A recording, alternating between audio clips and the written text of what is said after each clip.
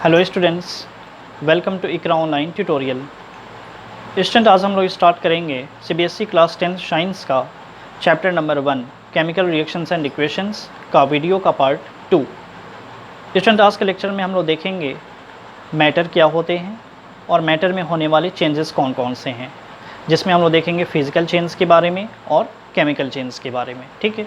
और physical change और chemical change पे बेस्ड कुछ एग्जांपल्स भी। इससे पहले मैंने वीडियो का पार्ट 1 ऑलरेडी अपलोड कर दिया है। अगर आप उन्हें नहीं देखे हैं तो आप उसे ज़रूर देख लीजिए।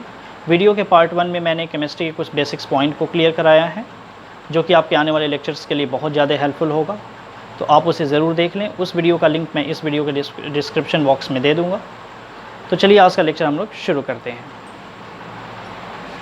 क्वेश्चन देखिए, मैटर के बारे में आपने पढ़ा होगा लोअर क्लासेस में, क्लास 9th में आपने पढ़ा होगा। Matter, anything which occupy space and have mass is called matter. तो वो सारी चीज़ें जिसमें क्या हो, मास हो और जो क्या करती हूँ, स्पेस ऑक्यूपाई करती हूँ, ठीक है, वो सारी चीज़ें क्या कहलाती हैं, मैटर कहलाती हैं, ठीक है। जैसे एग्जांपल में देख सकते हैं, बुक है, पेन है, वाटर है, एयर है, ये सारे क्या हैं स्टूडेंट्स, मैटर हैं, ठीक है। बुक में मास होता है और साथ ही ये स्पेस ऑक्यूपाई करता है।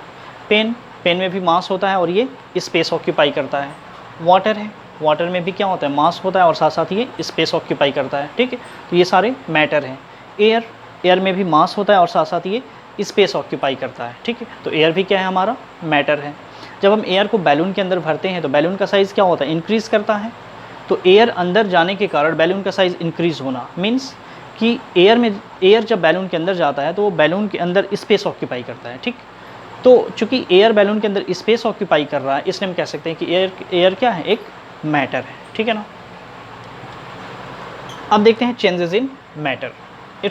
मैटर में दो तरह के चेंज होते हैं, फिजिकल चेंज और केमिकल चेंज, ठीक है। देखिए, फिजिकल चेंज क्या होता है, those changes in which no new substances are formed are called physical change, ठीक है। तो फिजिकल चेंज वैसे चेंजेस होते हैं जिसमें कोई नया सब्सटेंस नहीं बनता है। देखिए, no new substances are formed, यानी वैसा चेंजेस जिसके बाद कोई नया सब्सटेंस नहीं बनता हो, तो वैसे चेंजेस को हम क्या कहते हैं, फिजिकल चेंज कहते हैं, ठीक है।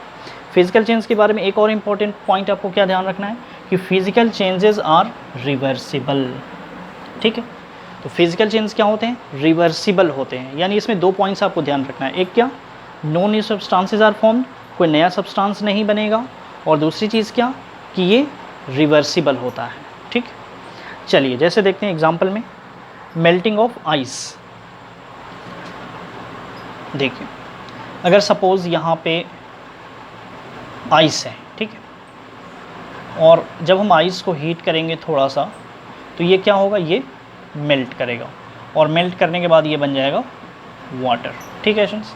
ये जो आइस है ये क्या है, H2O ही है ना, वाटर ही है इन सॉलिड फॉर्म, ठीक है। ये सॉलिड स्टेट में क्या है, H2O है। और जब वाटर बना तो ये वाटर क्या है, ये भी H2O ही है बट इन लिक्विड स्टेट। तो स्टूडेंट्स, आप यहाँ पे देख सकते हैं कि आइस को जब मेल्ट कराया गया तो बना वाटर, और ये वाटर जब बना तो क्या वाटर कोई नया सब्सटेंस बना, बिल्कुल नहीं। पहले आइस था वो भी H2O ही है, और जब वाटर बना तो भी वो भी H2O ही है, ठीक है। ये सॉलिड स्टेट में, ये लिक्विड स्टेट में, कोई फ़र्क नहीं पड़ता, लेकिन दोनों है तो H2O, यानी यहाँ पे कोई नया सब्सटेंस नहीं बन रहा है। देखिए, no new substances are formed, कोई भी नया सब्सटेंस इसमें नहीं बनेगा। अगर नया सब्सटेंस नहीं बनेगा तो वो फिजिकल चेंज कहलाएगा, ठीक है। और साथ ही साथ फिजिकल चेंजेस क्या होते हैं, रिवर्सिबल होते हैं, मतलब वाटर को फिर से आप आइस में कन्वर्ट कर सकते हैं। तो वाटर को जब हम फ्रीज़ करते हैं स्टूडेंट्स, तो फ्रीज़ करने के बाद ये क्या होता है, वाटर फिर से आइस में कन्वर्ट हो जाता है, ठीक है ना। इट मीन्स कि physical changes are reversible in nature, ठीक है। उसके बाद है एग्जांपल में बॉइलिंग ऑफ वाटर। तो स्टूडेंट्स, जब हम वाटर को बॉयल करेंगे, सपोज यहाँ पे वाटर है और जब इसको बॉयल किया गया, ठीक है, तो यहाँ पे क्या बनेगा, वेपर बनेगा। तो स्टूडेंट्स, वाटर क्या है, ये H2O है इन लिक्विड स्टेट, और जो वेपर बना स्टूडेंट्स ये क्या है, ये भी H2O है बट इन गैसियस स्टेट, ठीक।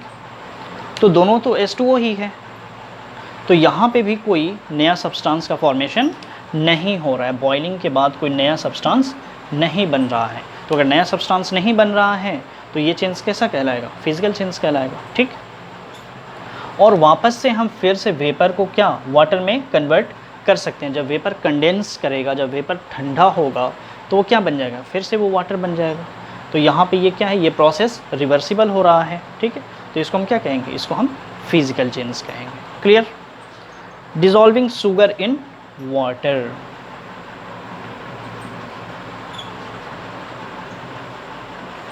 सपोज यहाँ पे वाटर है इसमें, ठीक है, वाटर, और सिंस मैंने इसमें शुगर ऐड किया, ठीक है। तो जब शुगर हम वाटर में ऐड करेंगे तो यहाँ पे एक सॉल्यूशन बनेगा, सॉल्यूशन बना, ठीक है। तो स्टूडेंट्स आप यहाँ पे देखिए कि क्या ये जो सॉल्यूशन बना ये कोई नया सब्सटेंस बना या नहीं। तो कैसे पता चलेगा? देखिए इसमें क्या है? वाटर है और शुगर, यानी इसमें वाटर के पार्टिकल्स हैं और शुगर के पार्टिकल्स हैं, और यहाँ पे जो बन रहा है सॉल्यूशन इसमें भी क्या है? वाटर और शुगर के ही पार्टिकल्स हैं। तो इसमें जो शुगर और वाटर के प्रॉपर्टीज़ हैं वही प्रॉपर्टीज़ इसमें भी आपको मिलेगा, यानी यहाँ पे कोई नया सब्सटेंस का फॉर्मेशन नहीं हो रहा है। अगर आप इसको, शुगर क्या होता है टेस्ट में? मीठा होता है, और जब हम इस सॉल्यूशन को टेस्ट करेंगे तो ये भी कैसा लगेगा? स्वीट लगेगा, मीठा, ठीक है ना। इट मीन्स कि इसका जो प्रॉपर्टी है वो इन दोनों के प्रॉपर्टीज़ के ही जैसा है। यहाँ पे कोई नया प्रॉपर्टी वाला सब्सटेंस नहीं बन रहा है, जो प्रॉपर्टीज़ जिनके पास है वही प्रॉपर्टीज़ यहाँ सॉल्यूशन का भी बन रहा है। यानी सॉल्यूशन शुगर की तरह मीठा लग रहा है और सॉल्यूशन वाटर की तरह लिक्विड स्टेट में है, ठीक है। तो यहाँ पे भी कोई नया सब्सटेंस नहीं बनेगा जब हम शुगर और वाटर को डिज़ोल्व करेंगे तो, ठीक है। इसका मतलब यहाँ पे जो चेंजेस हो रहे हैं वो कैसे चेंजेस हैं? फिजिकल चेंजेस हैं। और स्टूडेंट्स क्या ये रिवर्सिबल होगा?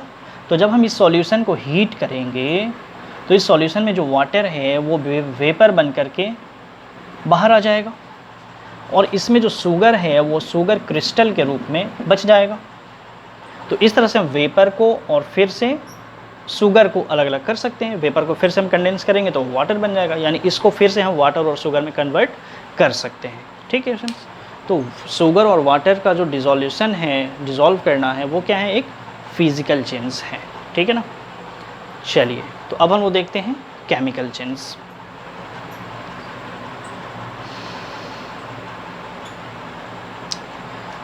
देखिए फ्रेंड्स, केमिकल चेंज है वो ठीक फिजिकल चेंज का क्या है? रिवर्स है, अपोजिट है। Those changes in which new substances with new properties are form. तो इसमें क्या है students? New substances with new properties are form, ठीक है। तो इसमें जो सब्सटेंस बनेंगे वो नए प्रॉपर्टीज़ वाले नए सब्सटेंस बनेंगे।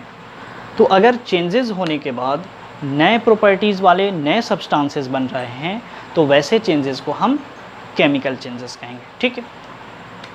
और दूसरी चीज़ कि केमिकल चेंजेस जो हैं वो इरिवर्सिबल होते हैं, ठीक है। फिजिकल चेंज क्या है? रिवर्सिबल, और chemical change irreversible. Physical change में no new substances are formed और केमिकल चेंज में न्यू सब्सटेंसेस आर फॉर्म्ड, ठीक है। जैसे एग्जांपल में formation of curd from milk, तो मिल्क से कर्ड का बनना, तो क्या ये केमिकल चेंज है? तो चलिए देख लेते हैं। तो क्या मिल्क के प्रॉपर्टीज़ और कर्ड के प्रॉपर्टीज़ एक जैसे होते हैं? क्या दोनों का टेस्ट एक जैसा होता है? बिल्कुल नहीं। कर्ड एक अलग प्रॉपर्टी का दूसरा सब्सटेंसेस है और मिल्क एक अलग सब्सटेंसेस है, ठीक है। तो मिल्क से जो कर्ड का बनना है तो इसमें क्या हो रहा है? एक नया प्रॉपर्टी वाला नया सब्सटेंस बन रहा है कर्ड। इस कर्ड का प्रॉपर्टी मिल्क से बिल्कुल डिफरेंट होता है, इसलिए हम कह सकते हैं कि यहाँ पे कौन सा चेंजेस हो रहा है? केमिकल चेंजेस हो रहा है, ठीक है फ्रेंड्स। और दूसरी चीज़ कि केमिकल चेंजेस होते हैं इरिवर्सिबल। तो क्या आप कर्ड से वापस मिल्क बना सकते हैं? तो नहीं, कर्ड को फिर से बैक मिल्क में कन्वर्ट नहीं किया जा सकता। इट मीन्स कि ये प्रोसेस है इरिवर्सिबल, और इरिवर्सिबल केमिकल चेंजेस में होते हैं, ठीक है ना। चलिए उसके बाद एग्जांपल है बर्निंग ऑफ फ्यूल। कोई भी फ्यूल आप ले लें और उसको आप बर्न कर दें। बर्न करने के बाद आपको क्या मिलेगा, CO2 वगैरह मिलेगा, है ना, स्मोक्स मिलेंगे। तो स्टूडेंट्स जो फ्यूल को आपने बर्न किया, बर्न करने के बाद आपको क्या मिला, CO2 और स्मोक्स वगैरह मिले, ठीक। तो क्या इस स्मोक और इस CO2 को या इस यहाँ पे जो भी चीज़ें बन रहा है CO2 स्मोक, इसको फिर से क्या हम फ्यूल में कन्वर्ट कर सकते हैं? बिल्कुल नहीं।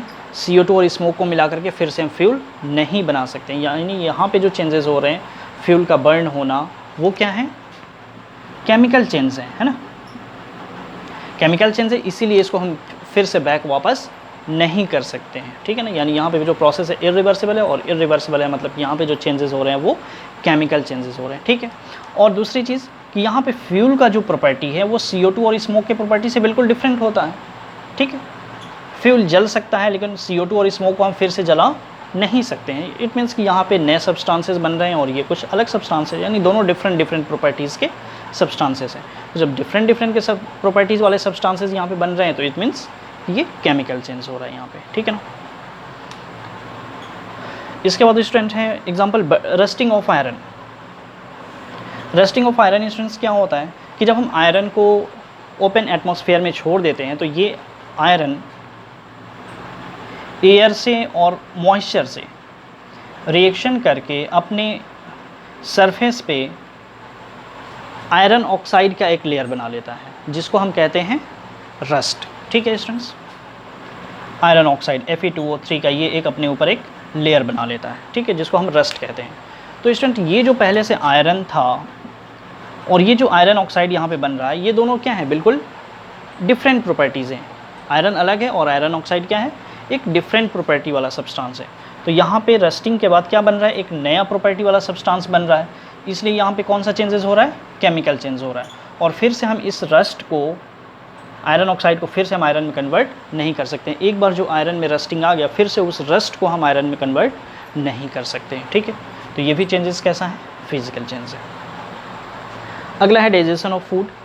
तो जो हम खाना खाते हैं स्टूडेंट्स, तो वो खाना डाइजेस्ट होने के बाद, तो फूड का जो डाइजेशन है, फूड का डाइजेशन है, तो फूड के डाइजेशन में स्टूडेंट्स क्या होता है कि फूड जो है वो हमारे स्टोमक में जो एसिड्स और जो एंजाइम्स हैं उनके साथ रिएक्शन करके और हमें क्या देता है, ग्लूकोज देता है, ठीक है। तो स्टूडेंट्स इस ग्लूकोज को फिर से हम फूड में कन्वर्ट नहीं कर सकते हैं, और साथ ही साथ फूड एक अलग सब्सटेंस है और ग्लूकोज एक अलग सब्सटेंस है, ठीक है ना। तो यहाँ पे जो सब्सटेंस बन रहा है ग्लूकोज, वो बिल्कुल एक फूड से हमारा डिफरेंट प्रॉपर्टी वाला सब्सटेंस बन रहा है। इसका मतलब कि यहाँ पे जो चेंजेस हो रहे हैं वो कैसे चेंजेस है, केमिकल चेंजेस हैं, ठीक है ना। इसलिए यहाँ पे नए सब्सटेंसेस बन रहे हैं फूड से जो कि बिल्कुल डिफरेंट प्रॉपर्टीज़ वाले हैं, और साथ ही साथ इस ग्लूकोज को फिर से हम फूड में कन्वर्ट नहीं कर सकते हैं। तो डाइजेशन ऑफ फूड क्या है, एक केमिकल प्रोसेस या केमिकल चेंज है, ठीक है ना। तो चलिए स्टूडेंट आप इसको नोट डाउन कर लीजिए। आपको आज का लेक्चर कैसा लगा आप हमें ज़रूर बताइएगा, ठीक है। चलिए तो आज का लेक्चर हम लोग यहाँ फिनिश करते हैं। Thank you very much.